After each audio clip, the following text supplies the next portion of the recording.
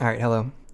So Corona sent me a 100-line cheese that he played yesterday. It's a pretty decent run, I guess. You know, subjectively, it's around 300 pieces used, which is generally the mark of, you know, above it you have some improvement to do. Below it, you're off to a good start. He makes a lot of mistakes that I think um, are correctable and will help him improve his downstacking in the future. So I'm going to go through piece by piece of this 100-line cheese run and try to give you my thoughts and my philosophy and talk about how my process, or how I go through my process when I'm playing cheese myself. So let's start here. He starts off a little differently than I would, but I think it works out. He notes that he doesn't want to place the vertical eye over this spot right here.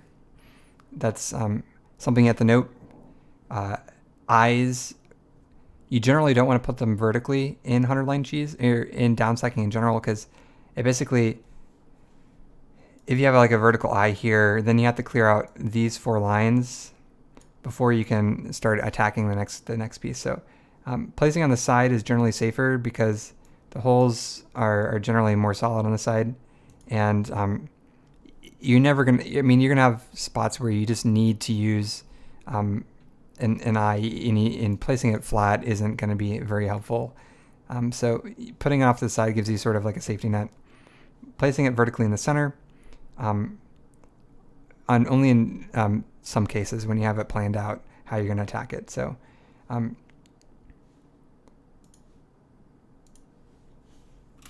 so I like that clear. He's going to use the vertical eye here. It's a spot where it's not the end of the world, because he has nothing underneath it as far down as we can see. Of course, some things might open up in the future in that line, but it's a problem that we're going to have to deal with later on anyway.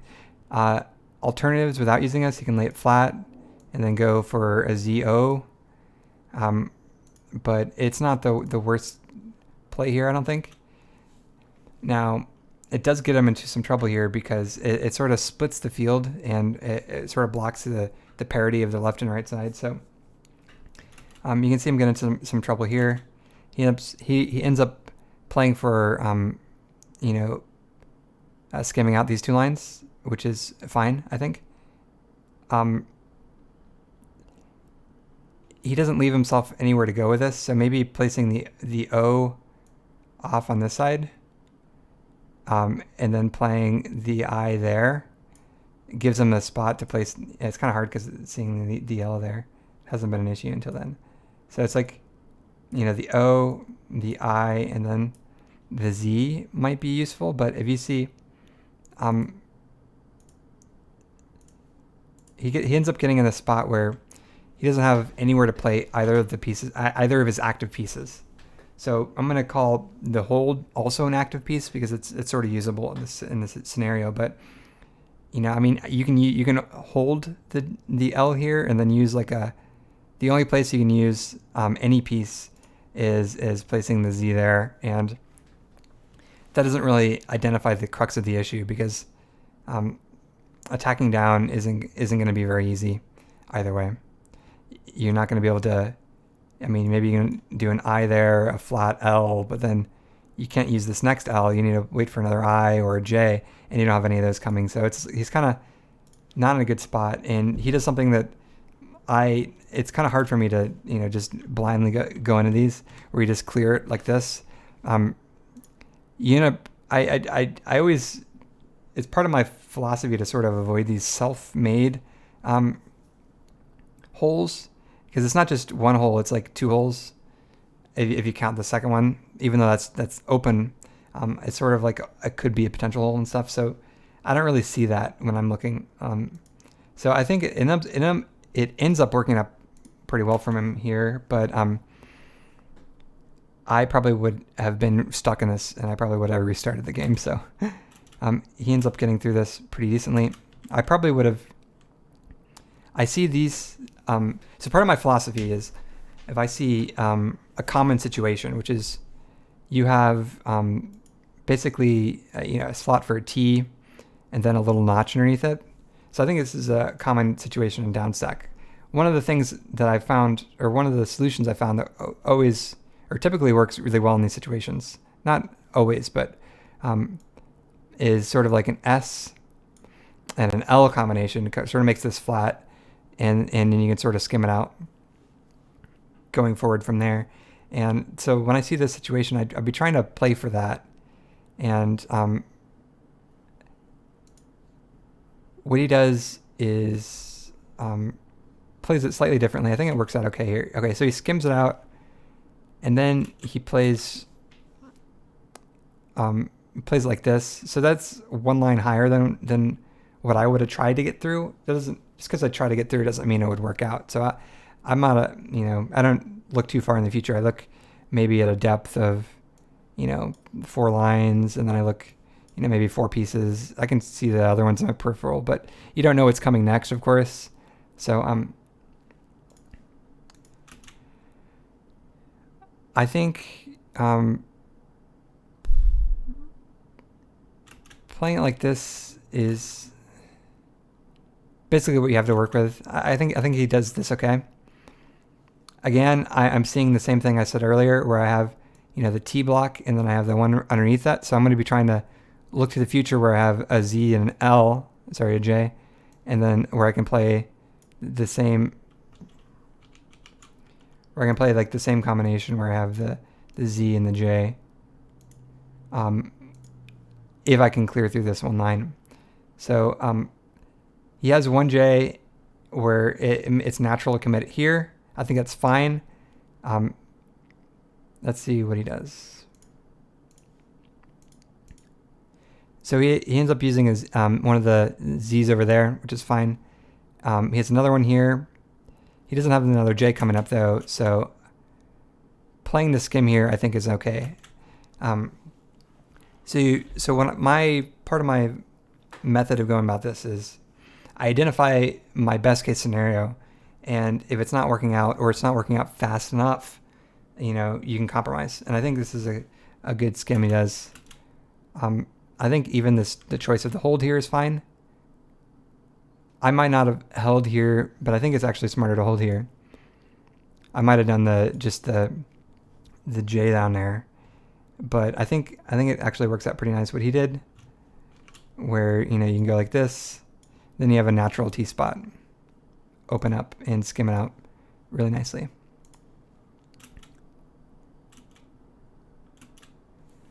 I might have to avoid stacking up an extra height here, I probably would have just done, since I see that T's coming, I probably would have just played for the T-spin and set this notch right there, especially since all the way down there, having this extra notch there is not going to hurt.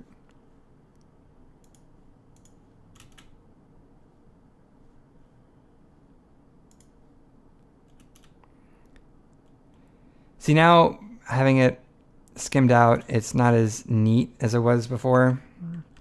Now I don't have any T's, and I have 2 Z's and 2 S's with this sort of zigzag garbage here. So this is sort of tricky. I probably would have gotten into some trouble. I probably would have done like a Z, and then screwed myself with this little notch there over this one. So I think what he takes here is not necessarily as bad. No, actually, putting that there, I probably would put on the left side rather than the right side. Again, it would be 1 notch lower, and I don't have anything on the board that indicates that there's a notch close to this. So again, laying it vertically here, you're going to have to clear out all these self-made garbage lines before you can clear out this. So this is something to note when you're down stacking.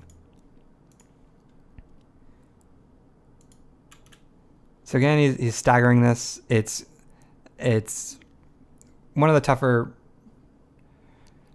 situations to be in, where you have like these staggered lines, like little V's and stuff, because you're gonna need to use a lot of pieces to get through it. And it's sort of the idea behind why the checkerboard maps and stuff take so long to clear. They're very piece intensive. Again, when I'm seeing something like this, I'm trying to look for maybe like a ZT combination where I can sort of make this flat. Is sort of my idea going through these. Another thing when I'm doing like checkerboard is maybe like, you get a little dirty with like stuff where you can sort of platform over a little notch to make it flatter on the other end. I think his solution is fine. Here, I probably would not have skimmed this I. I think what I play for here is this J spin. Since they're back-to-back pieces, this one's available to me, and I have a J coming up. You do the simple J spin like this into this notch. I think that clears a little flatter than what he's doing. You sort of lose a lot of flexibility once you use that I, because he's going to want to put this S right here, and what works well here? An I, but you just used your I, so it's kind of tough. And the only other piece you could put there would be a J, which commits to another block over this one. So I think that skim with the I block was a mistake that's haunting him now. He avoids doing the obvious choice, and it actually works out a little better for him.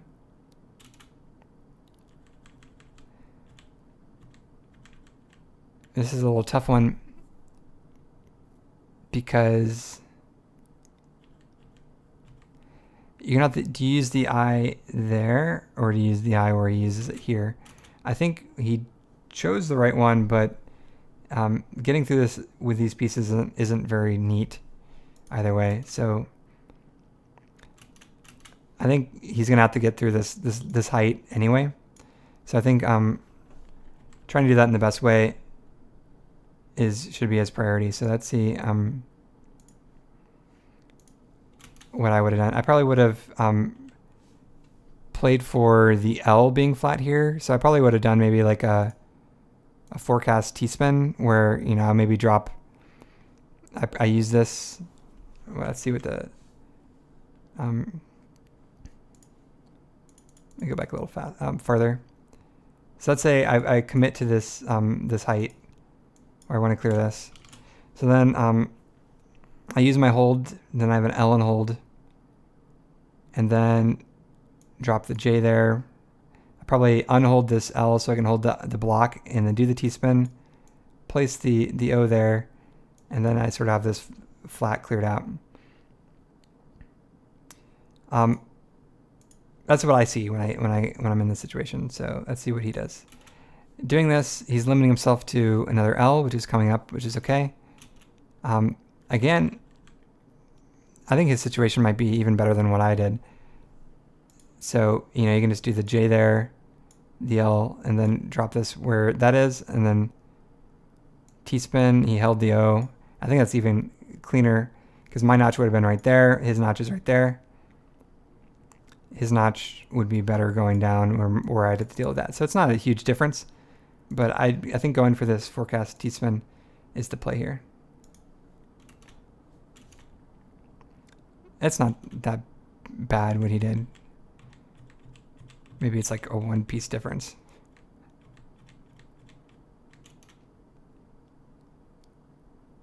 This, I do like this downstack. I don't like that T placement though.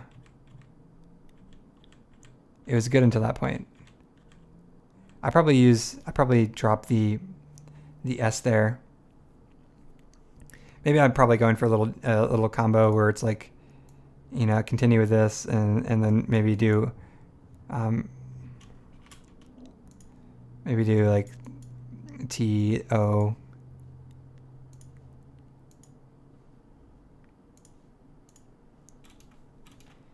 So we actually double thought that. I think it's going to work out okay because he did have the two J's. So that was actually a decent downstack. Here, I think it's actually worked out pretty well for him, but I wouldn't commit. I'd probably do a little skim here so I can save this extra line. where, you know, I do J, T, and then I have the S. It sort of saves me from having this extra 2 lines. You know, I just have this extra little notch there, so it'd be 1 line lower. And I don't have to clear this junk that comes into play, you know, 3 at the third hole depth.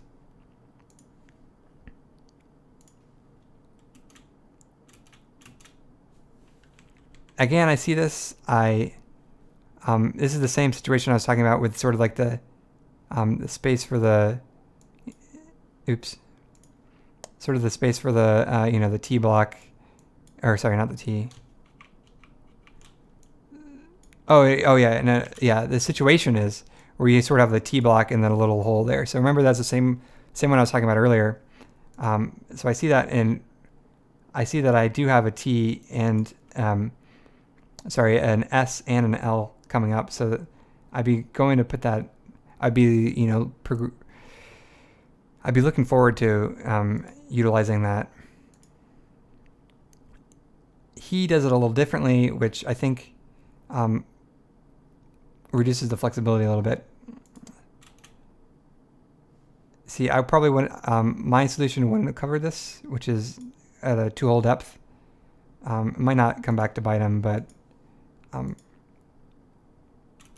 he did end up with a little staggered spot. So again, you have these 2 hole notches where you have like a little notch, a space, a notch, a space, a notch. Typically, these are a few solutions.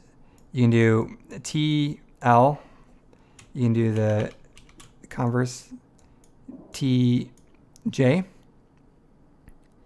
and of course do flat TJ or IJ. So I think this one looks the best, so I'd probably be trying to actually, yeah, I think that would be the best, because even committing this notch here, I think it's better than adding an extra notch above it, because if you're able to clear this flat, then that would be the ideal. But if you have to compromise later, then do it later rather than earlier. I think compromising isn't a bad thing.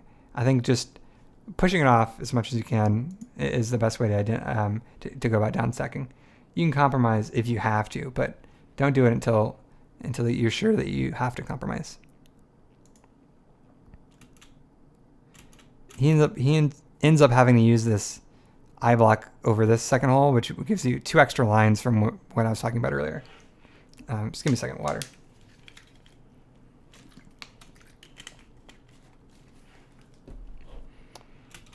Okay. So here is tricky, because I think rotating this T block here is a mistake, just because of the situation here. Dropping it like this, you basically limit what you can do here. Cleaning this up with his pieces he has is kind of tough. Now, if he had like the T earlier, maybe you could do something like this, a Z, and then an L, and then, you know, keep the J there, and another L or an I or something. But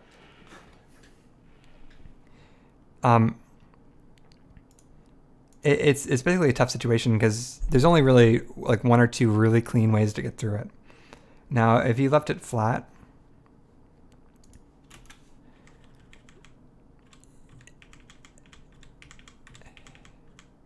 if he leaves it flat here, then all you have to do is like skim it off here with either a Z or an L. I think that's a little cleaner than, and then of course you can use, after you skim that off, then you can use the J there. So I think it's a little cleaner than basically making your field staggered. Because now he's gonna have to upstack, you know, 2 extra lines to get through this. I wonder why he didn't take I wonder why he didn't just drop the T there. Whenever you see a simple solution like that, Doesn't make it, I mean, it's the obvious choice. Doesn't make it the correct choice, but I think a lot of times even the obvious choice is more likely to be the correct choice. You know, if you play the odds. So again, we have this same thing I was talking about earlier, where it's, if we clear these two lines, we can see that we have the T and then a little notch under that. So I'd be sort of looking to see if how I can get through that. Of course, I don't have, no, I do have the S. So I'd probably be trying to play for taking this taking this, SL that I was talking about. And that works fine with the pieces we have. He confuses it, and I think it's not terrible. Because, you can play the O there, the J, L, and that similarly clears it out pretty flat. But I think, so he's making like back-to-back-to-back mistakes here, where it's like just slightly off the optimal path, or the first two mistakes, it still gave him an optimal out, but now he sort of screwed it up because instead of having, he skimmed off, there or there, he's having to build up a little more, which of course is adding, 2.5 pieces for every line extra. So that sort of adds up in the long run. Vertical eye, he's having to stack up anyway, but you have this staggered like little upside down triangle. Generally, you're going to be trying to play for flattening it out with something like that.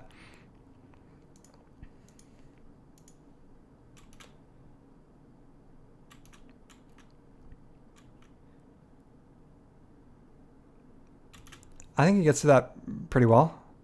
I think this last one is sort of the mistake.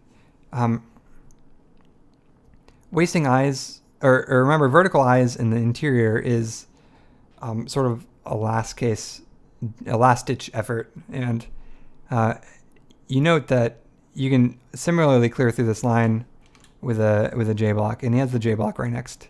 So I would, try to avoid doing it there, because if he ends up placing the eye there, then he's going to need another eye to clear through this. And you're a lot more likely to have J's and L's than I's. Twice as likely, actually. So I's are a useful commodity to have at hand, and you don't want to waste them, because it could also, ruin your board parity and unflatten something that could potentially be flattened. So I think that's a mistake, and he's going to have to upstack to get rid of it. This vertical L is another mistake.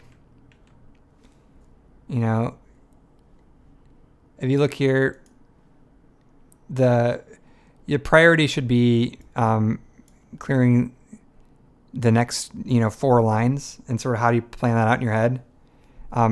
It's easy to clear this with a Z, and there's not a lot. Sorry, you have like this big no man's land here. So even if I have to build up a little bit on this side to make this side clear nicely, I sort of want to prioritize getting through this.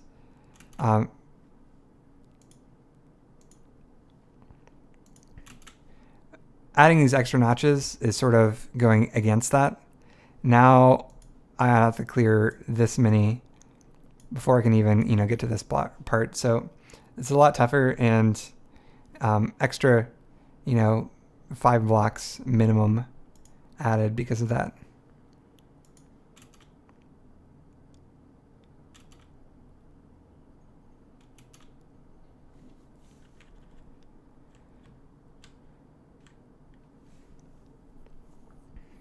So I see this, and I know I have an I. So I have an active S. I looked at something like that, and trying to make it flat is a little cleaner than what he goes through here. Again, this extra notch over this hole, these extra lines add up a bit. I think this is clearing pretty nicely though. This extra notch, I don't know if he had a good alternative, but I probably would have done something that wouldn't work out here, which would be, maybe like an L flat T alternative. But then again, I would need another T to get through this. But so I don't think so. I don't think what he does here is worse than what I would have done, but it could lead us. I mean, it does lead to some trouble. So it's like, sometimes you have to compromise, and I think that's I think that's a compromise that had to happen. So again, this is the same situation I was talking about earlier, where you have the T block with a little hole there. So again, I'd be saying, hey, do I have my go-to solution, ZJ? And I do, and I think, so I'd be looking for that, and I actually have two of them, so it would be super easy to go for that. He actually puts off the decision of going through. I think he does do that, but he places this this S first. And this is basically committing to how are you going to deal with these next lines before you have to. So I think if holding that, or if he just goes for these two clears first, then he opens up this whole area. He might end up using this S there anyway, but moving that decision on to later gives you more flexibility. So I'd be trying to put off the decisions needed to make, or the decisions you need to make later until later. Again, it's the same idea of you might have to compromise, but do it later rather than sooner. So you give yourself more flexibility, and maybe it'll work out if you get lucky. So I don't think it makes a big difference here. I see this notch here. So this is going to give you trouble. There's two blocks that can clear this easily. You have the S, or you have the T. Now I have this notch underneath here, so I think the T would be a priority here. So that's what I'm looking for when I see this situation. I do have an S here, so I could save that for over here, and I might hold so I can clear this line with a Z, just in case I want to think about doing that. But the ideal would be to use the T here, so then this wouldn't matter as much. So let's see what he does. Okay, so he upstacks a little bit, so then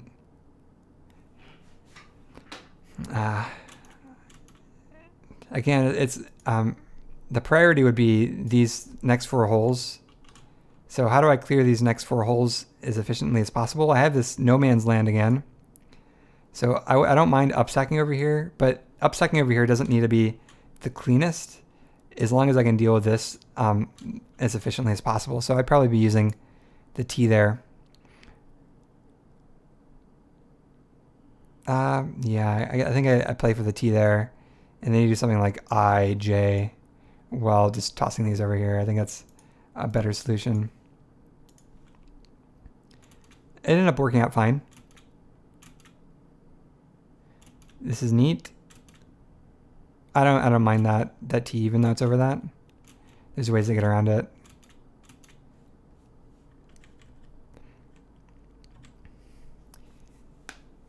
Here, you have a bunch of J's, so and Z's. So instead of just working out what normally works, well, you have to play to the field.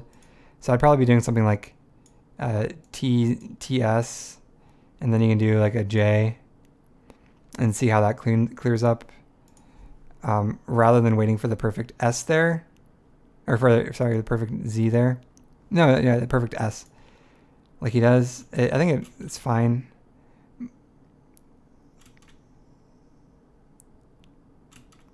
That's tricky because he paused a little bit before he committed to this S. Now, he doesn't have a lot. I mean, he has basically two options here. Do I place the S there, or do I place the S there? I think he ultimately takes the right choice, because he doesn't have anywhere else to put it. If he takes it here, how does he clear this one notch to get down? With an I block? It's tricky. So I think he takes the right choice here.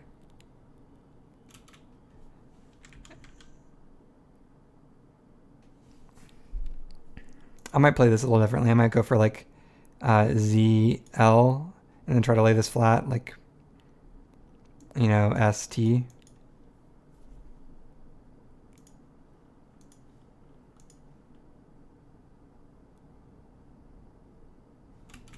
So again, this little staggeredness leads him to stacking another vertical I, which adds this extra line. I think that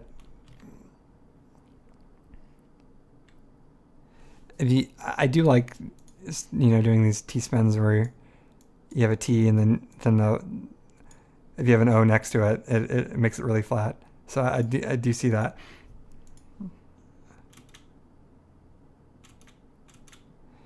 Yeah, I've seen this situation happen a lot where you end up staggering the lines where it's like, oh, I see that if I, you know, did this and then a Z on top of that, it would clear nicely. But since I did this vertical I earlier, I can't actually clear this without making that flat. So it's not going to come into play. But that's something I see when I'm looking at it. And it ends up hurting him because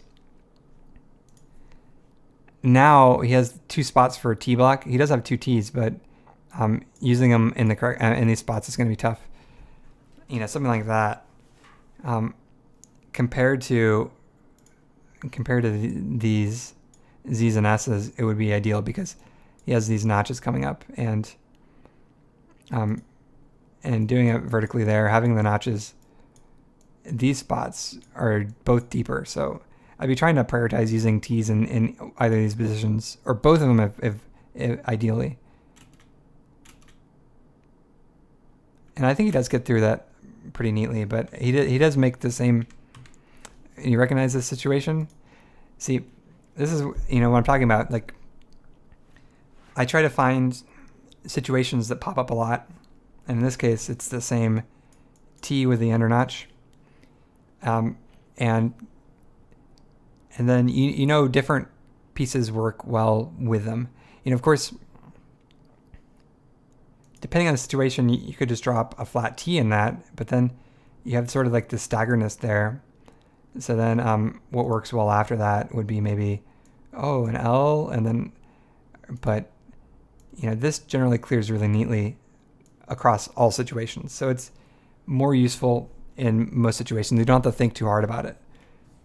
So I try to find that type of scenario for as many different common scenarios as possible. So this is just one that I sort of highlighting for this. So remember what I said is, you get the ZJ, and you see that would clearly nice and flat if you take it.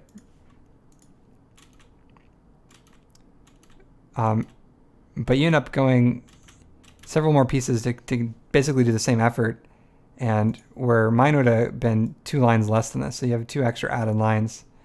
And that's just not overthinking it. I would have just taken, you know, the one that plays out nicely the most.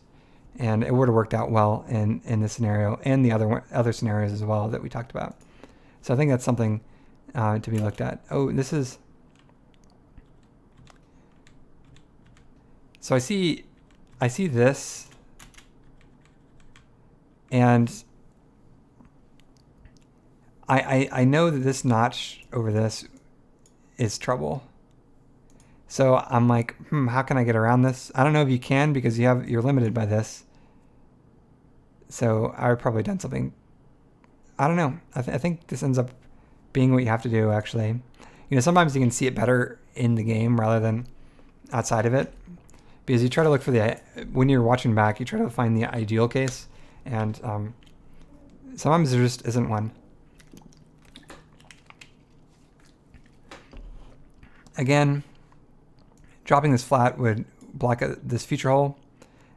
Ideally, I'd want to do maybe like a J and an L there, but I can't actually do that with the pieces here. So let's see how you finish it.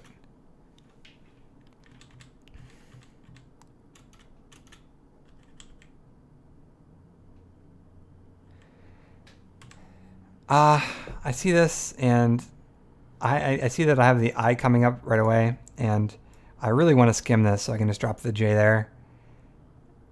So I might toss like the O to the side, or something similar, rather than stacking this awkwardly here. Because using a J to force a spot that needs a J is always a big no-no unless you see that you have it coming. Again, vertical I. These are the last 7 lines, so it's not as big of a deal, but it is splitting your board. And I think you actually get through this pretty neatly. Yeah, I think it's a fine finish. So those are my tips, and I hope I was somewhat helpful, and I know you'll improve. So good luck.